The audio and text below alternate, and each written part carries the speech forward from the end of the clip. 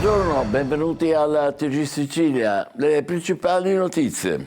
Caltanissetta, la procura chiede gli arresti domiciliari per corruzione del deputato regionale di Forza Italia Michele Mancuso. È accusato di aver preso una tangente per favorire un'associazione di eventi e spettacoli. Invito a comparire per altri 4 indagati.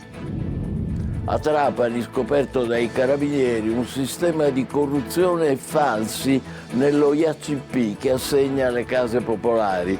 13 gli indagati, uno dei funzionari dell'istituto avrebbe accettato come compenso 5 litri d'olio. Piazza Armerina, minorenne violentata dal datore di lavoro, gli abusi e la denuncia in una gastronomia in centro.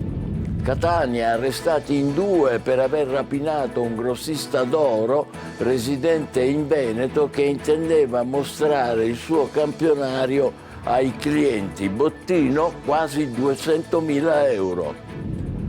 Paradossale, a Palermo una parrocchia obbligata a pagare un risarcimento di 45.000 euro ai condomini vicini infastiditi dai bambini che giocano a pallone nell'atrio dell'oratorio.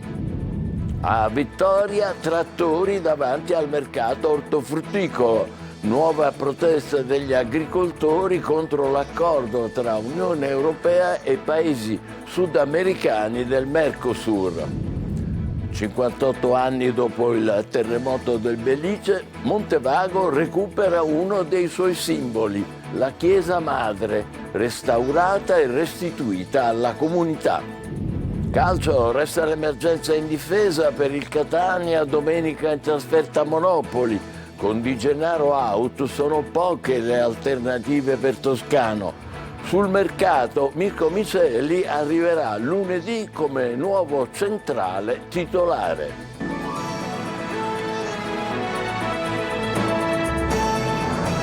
Bentrovati. La Procura di Caltanissetta ha chiesto misure cautelari nell'ambito di un'indagine su finanziamenti pubblici destinati a eventi e spettacoli. Tra le persone coinvolte c'è anche il deputato regionale Mancuso, servizio di Rita Cinardi. È un'indagine che ruota attorno a fondi pubblici per eventi e spettacoli, quella aperta dalla Procura di Caltanissetta. Tra gli indagati figura anche il deputato regionale di Forza Italia Michele Mancuso, per il quale la Procura ha chiesto gli arresti domiciliari. Secondo l'ipotesi accusatoria, Mancuso avrebbe ricevuto 12.000 euro versati in 3 diverse occasioni per favorire l'associazione Gente Emergente nell'assegnazione di 98.000 euro di finanziamenti pubblici destinati all'organizzazione di spettacoli nella provincia di Caltanissetta. Insieme al deputato sono indagati Lorenzo Tricoli e rappresentanti dell'associazione Ernesto Emanuela Trapanese e Carlo Rizzioli. Per loro l'accusa è di corruzione in qualità di presunti corruttori. Agli stessi indagati, insieme a Eugenio Bonaffini, viene contestata anche una truffa aggravata ai danni della regione siciliana. Secondo gli investigatori sarebbero state presentate fatture per costi ritenuti fittizi per circa 49.000 euro. Questa mattina la squadra mobile di Caltanissetta ha notificato gli inviti a comparire per l'interrogatorio davanti al giudice. Contestualmente è stato eseguito un sequestro preventivo per un totale di quasi 70.000 euro, somme che secondo l'accusa sarebbero state indebitamente percepite. Sono state inoltre disposte perquisizioni, tra cui quella nell'ufficio del deputato Mancuso, escludendo le sedi del partito di appartenenza. L'inchiesta, precisa la Procura, non coinvolge altri deputati dell'Assemblea regionale siciliana. A Trapani, scoperto dai carabinieri un sistema di corruzione e falsi nello IACP che assegna le case popolari. Uno dei funzionari dell'istituto avrebbe accettato come compenso 5 litri d'olio. Laura Spanò. A innescare l'inchiesta che ha portato i carabinieri di Trapani, coordinata dalla Procura, alla scoperta di un presunto sistema di corruzione falsa all'interno dell'Istituto Autonomo Case Popolari è stata un'indagine avviata nei confronti di una serie di soggetti coinvolti in altre inchieste giudiziarie legate al mondo della droga. Nel corso delle intercettazioni è venuto fuori anche il nome del funzionario dell'OECP. Giuseppe Marino, funzionario dell'ente, è accusato di avere pilotato pratiche e volture in cambio di utilità. Marino, in qualità di dipendente dipendente delle ACP e affidatario delle pratiche di regolarizzazione, avrebbe agito come regista di un sistema volto a favorire l'occupazione abusiva di alloggi popolari. In un caso documentato dagli inquirenti avrebbe accettato come compenso 5 litri di olio. Gli episodi contestati riguardano immobili a Trapani, Erice e Santa Ninfa. A Erice un alloggio sarebbe stato venduto tra privati per 5.000 euro con il funzionario che avrebbe poi preordinato la documentazione per sanare la posizione degli occupanti abusivi. Sono 13 gli indagati, sono accusati a vario titolo di corruzione, falsità ideologica commessa da pubblico ufficiale fino all'occupazione abusiva di edifici. All'interno della stessa inchiesta la vicenda che vede coinvolto un vigile urbano di Erice che si presenta a casa di Ivan Randazzo, pure lui indagato in quel momento ai domiciliari, per fargli avere i volantini elettorali della moglie candidata al Consiglio Comunale di Erice. Poi le vicende legate proprio alla figura di Randazzo che per eludere le disposizioni di legge in materia di prevenzione patrimoniale aveva intestato fittiziamente una serie innumerevole di beni a persone a lui vicine e ancora le numerose cessioni di droga accertate dagli investigatori. A Piazza Armerina, minorenne violentata dal datore di lavoro. Gli abusi e la denuncia in una gastronomia del centro. Lorena Dolci. L'avrebbe violentata nel retro del suo locale. Lui 60 anni, titolare di una gastronomia nel centro di Piazza Armerina. Lei una giovanissima dipendente, una ragazza ancora minorenne, 16 anni circa. E il 30 dicembre scorso il clima delle feste si trasforma in un pomeriggio da incubo, quando l'uomo, rimasto solo con l'adolescente, la prende con la forza. La ragazza denuncia tutto, accuse pesanti, la colluttazione per cercare di difendersi e poi la violenza sessuale. Un racconto adesso al vaglio dei carabinieri. Nei giorni scorsi i militari hanno perquisito l'abitazione e la sede di lavoro dell'imprenditore nel campo della ristorazione. Cercano tracce ematiche e biologiche. Diversi effetti personali, oggetti ritenuti di interesse per l'indagine sono stati repertati. Tutto il materiale sequestrato è stato inviato ai laboratori specializzati per le analisi. Al vaglio anche segnali GPS dei cellulari ed eventuali immagini delle telecamere di sicurezza per trovare riscontri alle dichiarazioni raccolte. A Siracusa, nuovo vertice sulla sicurezza in città. 2 attentati in pochi giorni hanno messo in allarme la comunità. Il racket torna a colpire e sfida apertamente lo Stato. Eva Spampinato. Non pagheremo mai il pizzo, mai. È una frase dura, senza paura. È il grido dei gestori del caseificio Borderi, colpito 2 volte in pochi giorni da attentati dinamitardi. Un grido che oggi risuona come un'accusa. Siracusa non è più una città tranquilla. Siracusa è diventata una città pericolosa. In 6 giorni 2 bombe, prima in via De Benedictis, poi alla Marina, stesso incubo, stessa violenza, esplosioni nella notte, fiamme, macerie. Un messaggio chiarissimo: il racket è tornato ad alzare la testa a Siracusa e lo fa senza paura, sfidando tutti. Non è una sfida a noi ma alla città, dice la figlia del fondatore dell'attività di street food poche ore dopo la seconda esplosione che ha devastato il locale. Perché colpire 2 volte significa una cosa sola: chi ha messo le bombe non teme nulla, né le indagini, né lo Stato, né le forze dell'ordine. Oggi a Siracusa è stato convocato il secondo vertice in prefettura in pochi giorni sull'ordine e la sicurezza, un segnale necessario che arriva dopo fatti gravissimi. Questa per me vuole essere anche l'occasione per invitare sempre e comunque alla denuncia. Siamo tutti al lavoro, vediamo nel futuro più prossimo i risultati di questo lavoro. E c'è una frase della Borderi che pesa come una condanna: chi si volta e fa finta di non vedere è colpevole quanto chi ha compiuto il gesto.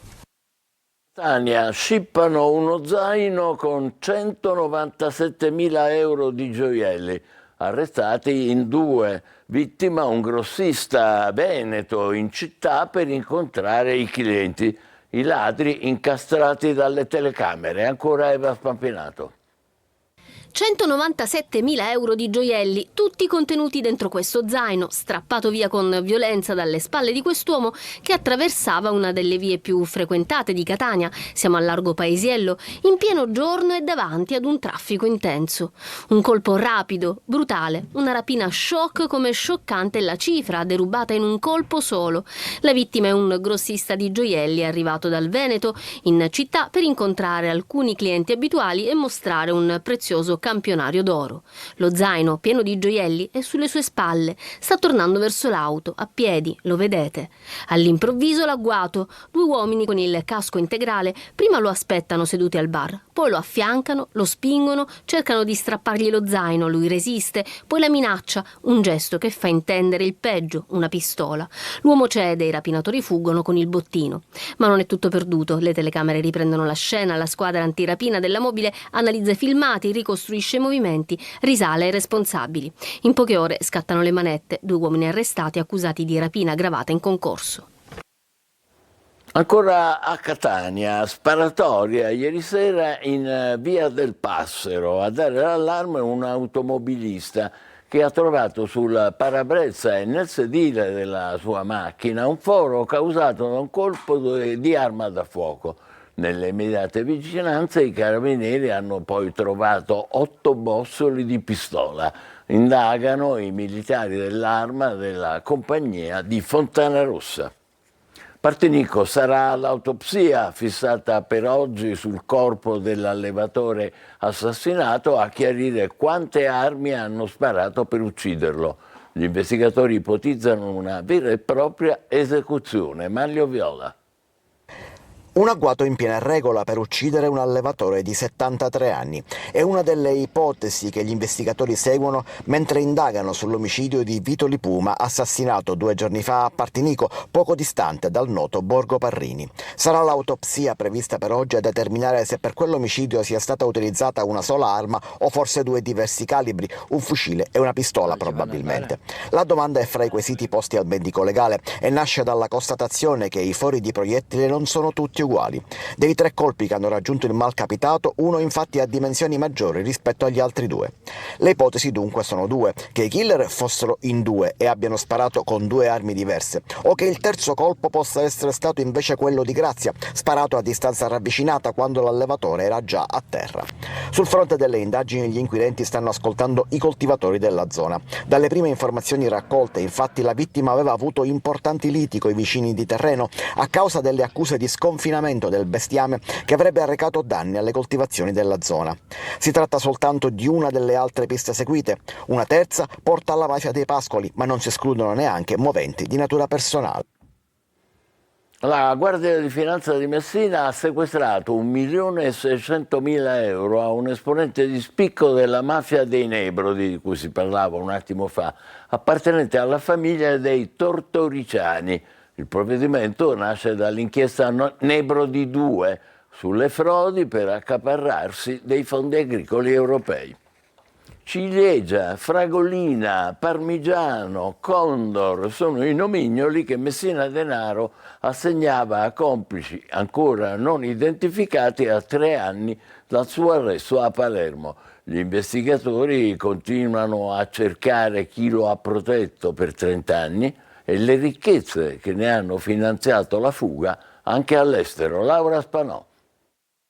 Ci sono ancora molte cose da scoprire sulla latitanza di Matteo Messina Denaro. Procura e investigatori continuano le indagini per individuare chi lo ha coperto per 30 anni. Fino ad oggi sono 18 le persone tratte in arresto, processati e molti condannati.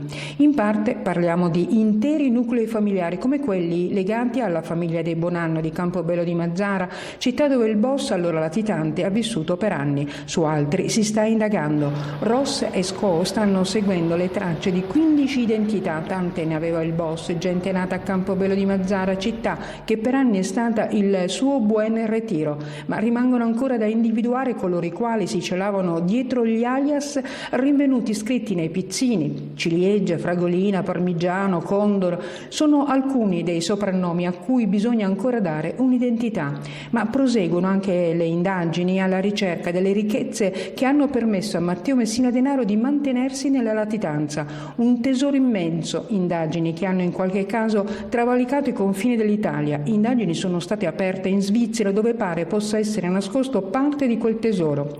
Con l'arresto avvenuto 3 anni fa a Palermo e la successiva morte di Messina Denaro, comunque la mafia a Trapani non è morta, solo cambiato pelle e ora sta tornando a fare affari, a cominciare dal traffico di droga che rimane una delle fonti di ricchezza di tutte le organizzazioni mafiose. La prova è la presenza massiccia di droga che gira in tutta la provincia. 45.000 euro di risarcimento ai condomini è il denaro che una parrocchia palermitana dovrà pagare come risarcimento perché nell'altro dell'oratorio i bambini che giocano a palla fanno rumore e disturbano la quiete dei vicini. Marco Gullà. Schiamazzi, caos e urla nell'atrio dell'oratorio e così il giudice ha condannato al risarcimento di 45.000 euro la parrocchia di Santa Teresa del Bambino di Gesù che si trova in via Filippo Parlatore a Palermo. I bambini che giocano a pallone nell'oratorio disturbano infatti la quiete dei condomini, i quali si rivolgono al giudice e ottengono il maxi risarcimento. I residenti di questo palazzo che si affaccia sull'atrio della parrocchia sostengono che l'attività dei bambini va avanti dalle 16 alle 20 e nei fine settimana fino a mezzanotte. Tra perizie e testimonianze, i condomini presentano anche le fatture di psicoterapeuti e le prescrizioni di antidepressivi. La parrocchia rivendica la funzione sociale del gioco. Il risarcimento riconosce il danno materiale, la sostituzione degli infissi e anche il danno non patrimoniale, il disagio dei condomini. A Vittoria, nuova protesta degli agricoltori contro l'accordo tra l'Unione Europea e i paesi sudamericani del Mercosur. Trattori davanti al mercato ortofrutticolo per difendere l'agricoltura locale e il Made in Italy. Veronica Barbarino. Non si ferma la protesta degli agricoltori contro l'accordo commerciale di libero scambio tra Europa e Sud America. Al grido di difendiamo la nostra agricoltura si sono ritrovati davanti al mercato ortofrutticolo di Vittoria una rappresentanza degli operatori agricoli del sud-est guidati dal sindaco della città Ipparina. Che è un accordo commerciale che stravolge l'agricoltura italiana ed europea, che mette in condizione di confronto partendo da presupposti diversi, perché i costi di produzione sono diversi, perché le condizioni fitosanitarie di coltivazione, le regole, i divieti che ci sono in Europa non esistono in America Latina. Un accordo che rischia di avere gravi ricadute sull'economia agricola locale e siciliana, mettendo in difficoltà un settore già in ginocchio. Gli aumenti del costo dell'energia elettrica, gli aumenti del costo del carburante ci mettono in ginocchio. Produrre un chilo di ciliegino ci vogliono almeno 1,50 euro di spesa. Il ciliegino si vende da 60 massimo a 1 euro. Già noi andiamo con 50-60 centesimi di perdita. Le spese sono enormi, gli operai, gli ingaggi, significa chiudere. Occorre proteggere le produzioni locali e il Made in Italy e ascoltare la voce di chi lavora ogni giorno la terra. Uniamoci in questa protesta a tutela del nostro cibo che è garanzia di salubrità e di una corretta gestione dell'economia. Aule al gelo e lezioni con coperte e scaldini. Anche a Palermo monta la protesta degli studenti di diverse scuole per il problema dei riscaldamenti appunto che non funzionano. Marco Gullà. Sa Tassaro freddo, si muore dal freddo. È lo slogan che tanti studenti palermitani hanno scelto per dare un titolo alla loro protesta. I riscaldamenti in diverse scuole del capoluogo non funzionano e così questa mattina la manifestazione di studenti e sindacati che chiedono perché si arrivi puntualmente a gennaio e i problemi legati ai riscaldamenti persistono. Oggi ci troviamo in piazza perché crediamo sia inaccettabile che più di 80 scuole a Palermo non abbiano i riscaldamenti. Crediamo che non sia frutto del caso ma sia una volontà politica di non destinare fondi alle scuole, di avere un'incuranza nei confronti dei studenti siciliani, di considerarci studenti di serie B, studenti di serie Z. Protestiamo da 4 giorni sia dentro che fuori a scuola perché non vogliono accenderci i termosifoni.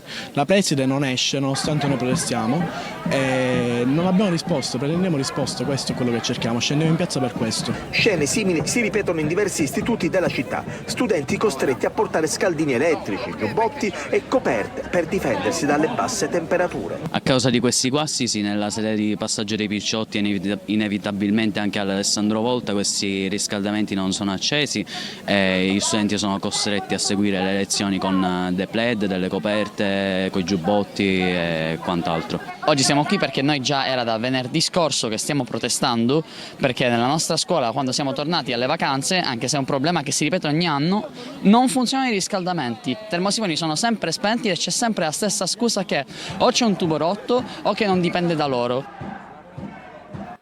58 anni dopo il terremoto del Belice, Montevago recupera uno dei suoi simboli più colpiti e più belli. Riapre la vecchia chiesa madre restaurata e restituita alla comunità. Davide Sardo. 58 anni dopo il sisma che devastò la valle del Belice, Montevago ritrova uno dei suoi simboli più feriti. Riapre la vecchia chiesa madre, restituita oggi alla comunità. Siamo tra i ruderi del centro storico, dove si è svolta l'inaugurazione dopo il secondo stralcio dei lavori di recupero e la realizzazione del nuovo impianto di illuminazione artistica. Un luogo che torna a vivere e diventa memoria del sisma del 1968. Bellissimo, perché ho fatto il catechismo, l'ho fatto qua. Mi ci sono sposata. Insomma, poi il terremoto ci ha lasciato molto delusi veramente di questa situazione. Io abitavo lì e mi ricordo bene come purtroppo io non ho perso nessuno della famiglia, perché quindi siamo stati fortunati. Tra i momenti più intensi la celebrazione coristica presieduta dall'arcivescovo di Agrigento. Ritrovarsi per fare memoria, per ricordare i tanti fratelli e tante sorelle che qui hanno trovato una nuova nascita, la nascita al cielo, e i cui parenti, figli, nipoti hanno ancora viva la memoria. Al termine l'intitolazione della piazza l'arciprete Monsignor Antonio Vito Migliore. L'intervento che è stato completato da poco è un intervento veramente radicale che ha messo in sicurezza molte altre parti rispetto al primo intervento proprio sul Duomo, chiamiamolo, e ha postato alla luce anche la parte adiacente, con un percorso che servirà proprio per guidare le visite e capire cosa c'era attorno a questa chiesa madre. Una ferita che diventa simbolo di rinascita. Montevago non dimentica, ma riparte. È il momento della nostra pausa, tra poco il calcio con il Catania in emergenza difesa. State con noi.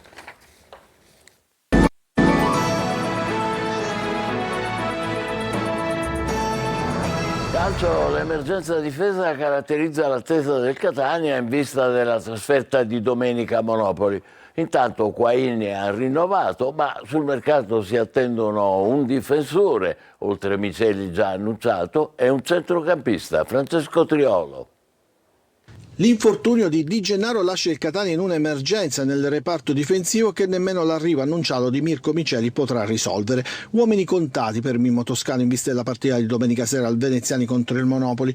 Difficilmente Miceli sarà della partita e allora dietro il tecnico rossazzurro ha poche obbligate possibilità di scelta. Allegretto, Pieraccini e Celli al rientro dovrebbe essere questo il trio davanti a Dini. Affrontiamo un Monopoli che sta bene in classifica.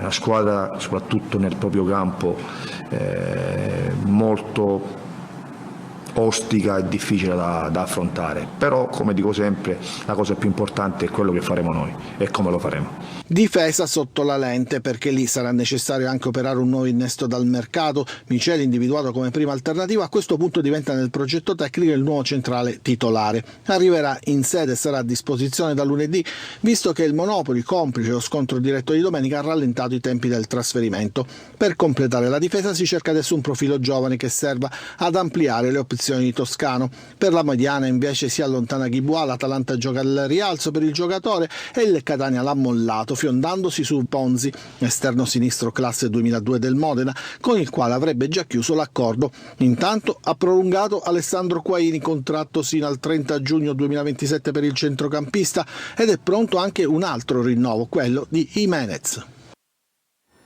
Ci fermiamo qui, l'appuntamento per altre notizie alle 20, grazie per essere stati con noi, buon pomeriggio.